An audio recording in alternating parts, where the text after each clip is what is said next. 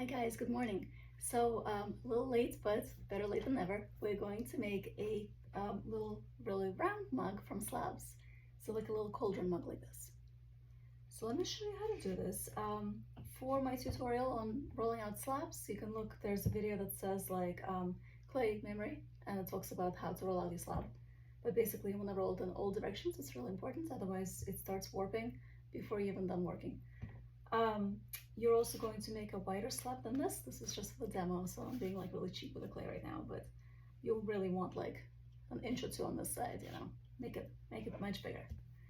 So just a basic rectangle, nothing special yet. Cut it out. I can't make a straight line. Fun fact. There we go. And last one. This slab is about I think a 1/4 inch. I rolled it out.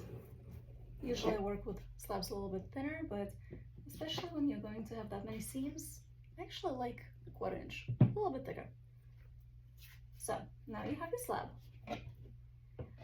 Do you guys know how to bevel the edges? So when I join my mug, I don't just keep them like square. What I do is I will cut like an edge off on this side. I wonder if you can see. Probably not. Like this. And I will like cut off at an angle. Just like cut that square edge off. And my hand with it. Just kidding. There we go. Pottery is super exciting. Lots of ways to get injured. Alright,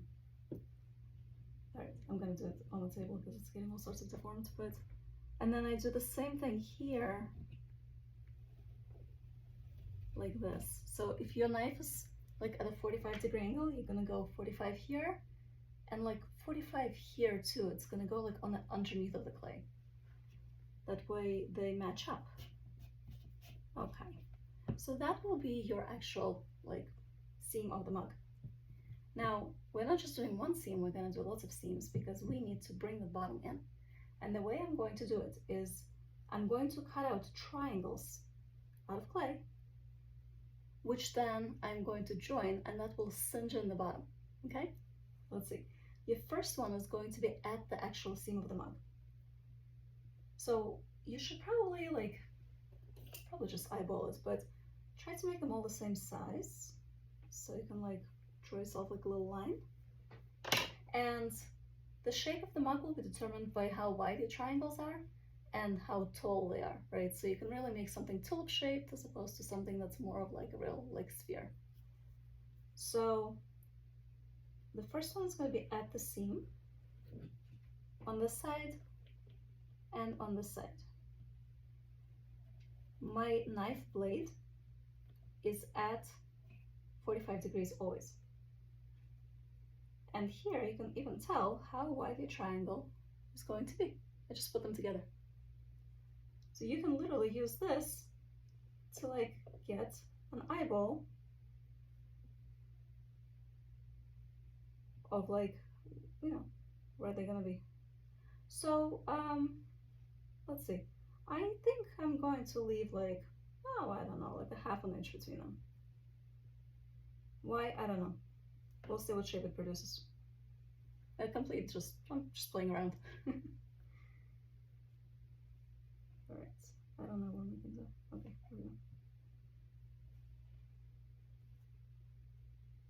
And you guys, you can eyeball this too. You don't have to use the little triangle. You can just kind of, you know, eyeball it. I'm just showing you if you don't want to eyeball it, you can use your first triangle that you cut out. You're gonna have to join them back together because it's, you know, 2 pieces of one triangle, but you put them back together, then you can use that triangle to kind of map everything out. It looks like I want to shift them just slightly so that the spaces are even. It's nice to have even spaces. It's not like a super big requirement.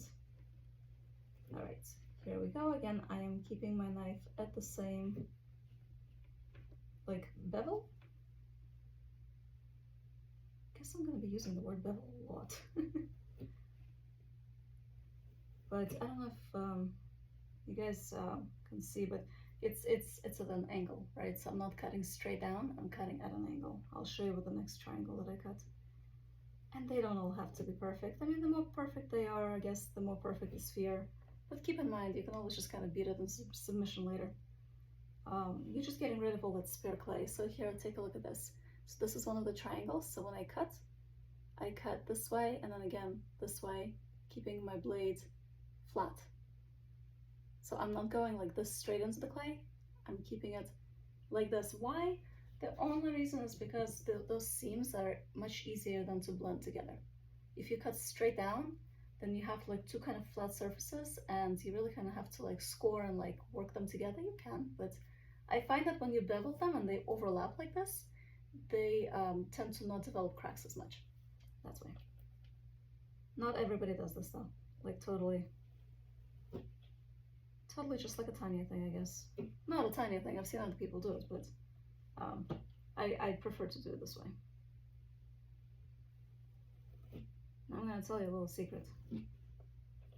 If you cannot draw a straight line like me, and you end up with like more stuff here than here, you can later make like a little tiny cut and like cinch it in where you need it to go.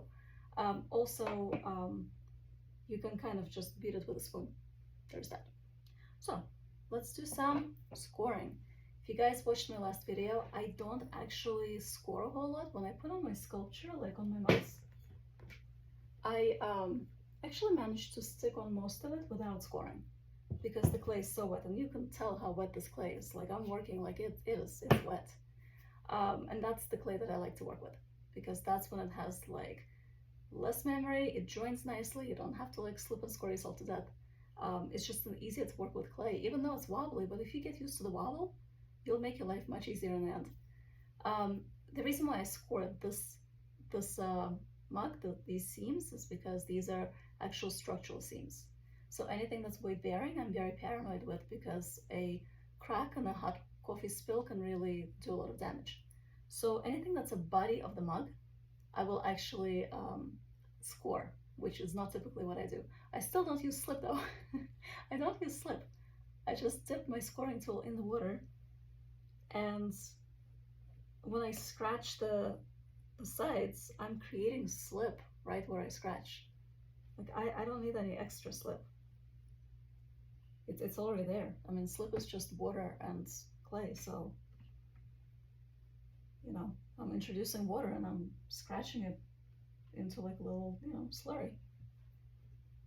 So you actually really don't need extra slip, in my opinion, in my humble opinion. But I work with really wet clay, you guys. This is like, not a lot of people work with clay that's like this wet. And I got used to it when I first started pottery, and I think it's helpful, honestly. I recommend it. I don't wait to like leather hard to attach handles and nothing like that. I work with it like this. You'll see it because I'll put a handle on this thing. So, ready? There we go. First, I'm going to stand it up, wobbly as it is, and I'm going to merge the big seam. And then, right up to where the triangle starts, because it's easier that way. Yes, you can go all the way to the bottom. You guys, these are like guidelines. You can play around as you want. Like, this is just clay sculpture. Ah, see? So it looks like I might need a bit of a wider cut here. I think. I don't know. I might end up with a really weird looking mug. Oh well. There we go. Okay, ready? Here we go. I'm scared. I haven't done this in a long time. I actually don't do really spherical mugs a lot. I don't know why I should. They're cute. Okay. Put it all together. There we go.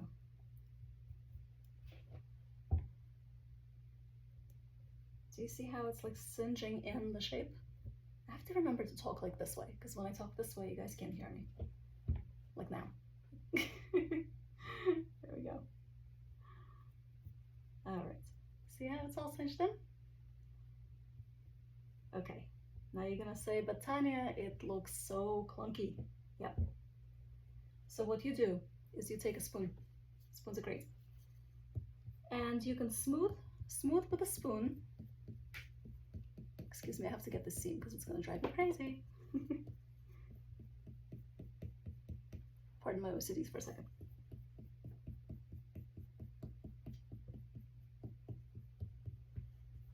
Okay. So you're gonna smooth down all the little seams. And then there's this beautiful thing a spoon can do. Some of you who are older might remember it. And that is, it can hit. So what I'm going to do is, do you see how like these bumps? I'm just gonna tap them in, just tap them in. That's all.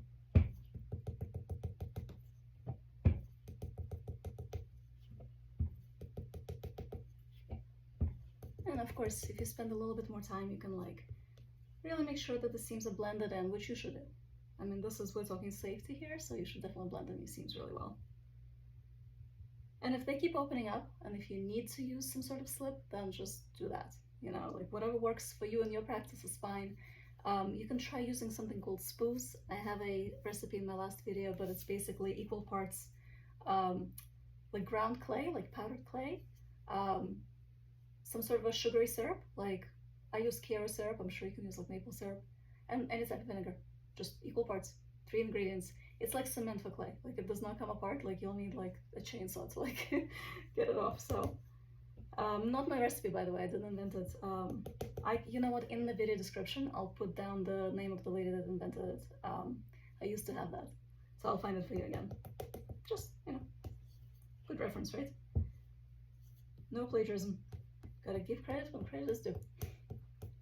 Okay, so do you guys see how it's like all around in there?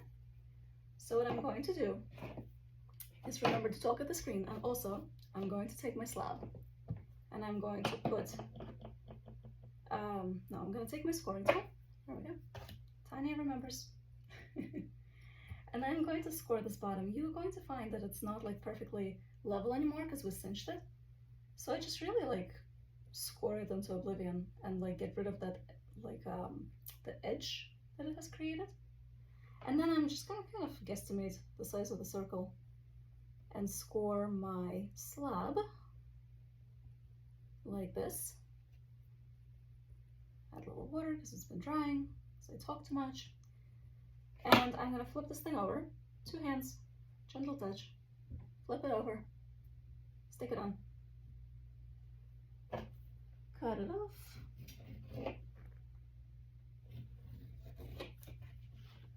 Okay, and now I like to kind of just tap it in gently a couple of times, and that will make all of that scored clay like catch with each other. But that's not all I'm going to do. I'm also going to borrow a little clay from here, and I'm going to make a coil, and I'm going to put it on the inside because I really like to secure those bottoms. I don't know why I'm so paranoid, but I'm like totally paranoid about it. If you've ever watched my tutorial on rectangular mugs, it's called like KYDH, it's for school, KYDH tutorial something, how to make a mug. There's a picture of like 2 mugs on there.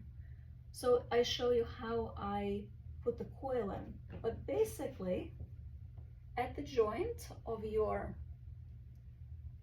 mug wall and your mug bottom, I lay the coil right in here, and then I use like any type of like stick, rounded stick. I actually have used like pencils, and I've used like the pencil eraser. It works too. For those of you that teach, it's easy. It's an easy material to obtain. And I just tap it in, and then I smooth it onto the top, and I smooth it onto the bottom, just like blend it in. All right, so now let me do that in my actual mug. The bottom of this mug is tiny. Like when you look, like it's tiny because it's all cinched in. So I'm gonna put it in, and if you feel like you need to put in a coil where the triangles were joined and those seams, then go right for it. You know, it's completely up to you and what your mug looks like and what you're comfortable with. So there we go.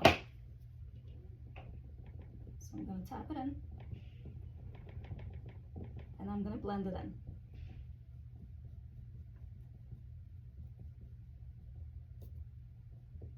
Sorry, it takes 2 seconds. Okay, there we go.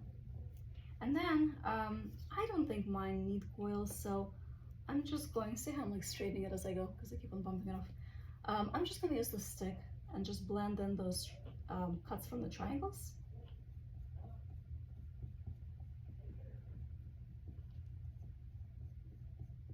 Here we go.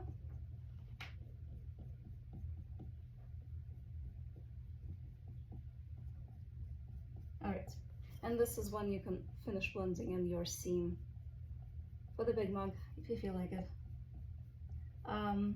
So this is also when I would use my sponge, because once I singe in the top, it's going to be a little bit more difficult to get your hand in there. So when you're making a mug, you may want to consider that. And this is a demo, so it's like a tiny mug. If you're making like a really cauldron mug, you may want to make it a little bigger so people can wash it on the inside with their hand easily. I guess the dishwasher probably wouldn't care too much, but like if it's like a guy and he needs to like get his hand in there to wash it, you know, you might want to just make your slab longer to begin with, and then it's going to make a bigger cauldron, you know, bigger diameter.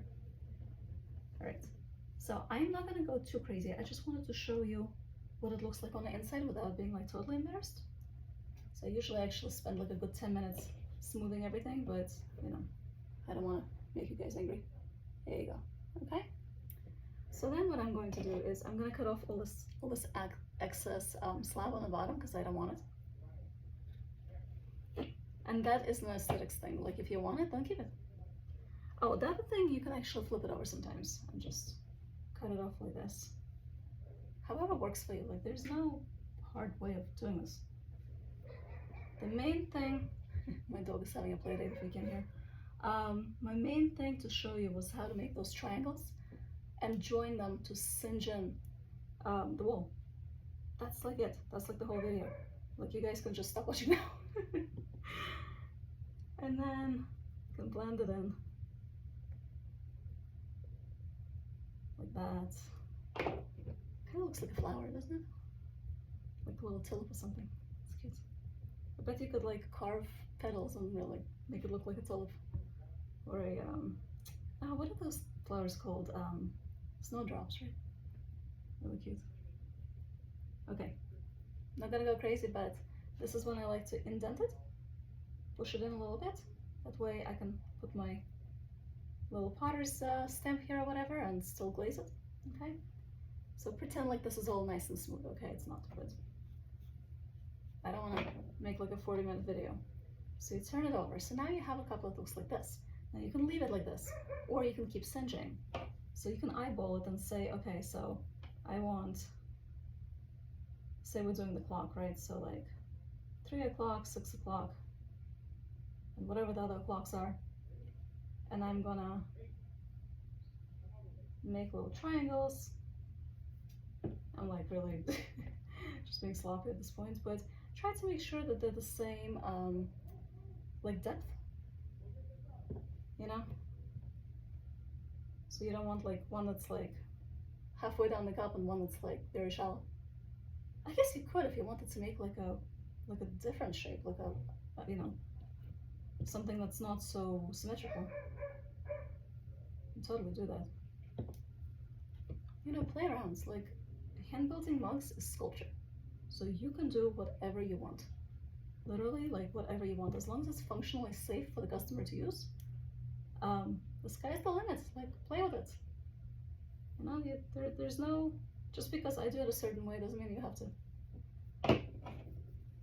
So these are not even really beveled very well, but I'll just score them and make it work. My clay is almost at the point where it needs like more water. Have to work fast. This is porcelain, so porcelain dries very quickly. Okay, ready? Let's get that top in.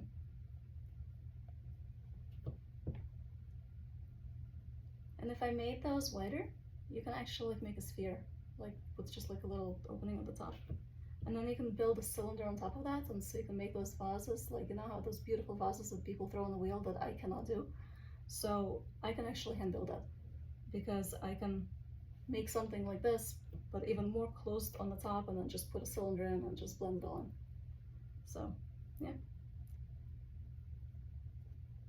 Sometimes when you have to blend in the inner seams, you have to like attach like a stick to a stick, or like use like really weird sticks to like get in there. That's where it becomes problematic sometimes. Sometimes you have to coil. Like if you really can't get in there to blend the seam and you need to, like if it's a functional piece, then you're better off coiling because you can blend it as you go. So that's my little tip of the day. All right, so basically you guys, I'm not gonna blend it anymore because I don't wanna spend like all day doing this, but this is the top cinched in, the bottom cinched in, you know, and stick the handle on, and you're ready to go. Here, my clay is like totally dry, so it's gonna be falling off, but that's the idea, okay? And that's how you can do it. And it's fairly easy. Like once you do it, and don't mind me, like I never make this shape, but like once you do it like a gazillion times, like it's fast. You cut the triangles, you pop, pop, pop, pop, pop, you just put it together, you cinch the bottom, cinch the top, and off to the drying shelf it goes. It's pretty easy. For this guy, I was just playing around because I was like, let me remember how to do this myself first. I put little feet on and made it into a cauldron. So you can do all sorts of fun shapes with it. If you want to know this handle, there's a separate video for that. Just scroll down, it's somewhere on there. Alrighty guys, that was basically it. Tell me in the comments if you have any questions. Also tell me if you wanted me to do any other videos, specifically any topics you want me to cover. I hope this was helpful. I'm gonna post it in like, I think in an hour it should be up. And I hope you guys enjoy it. Have a great rest of your week. Bye.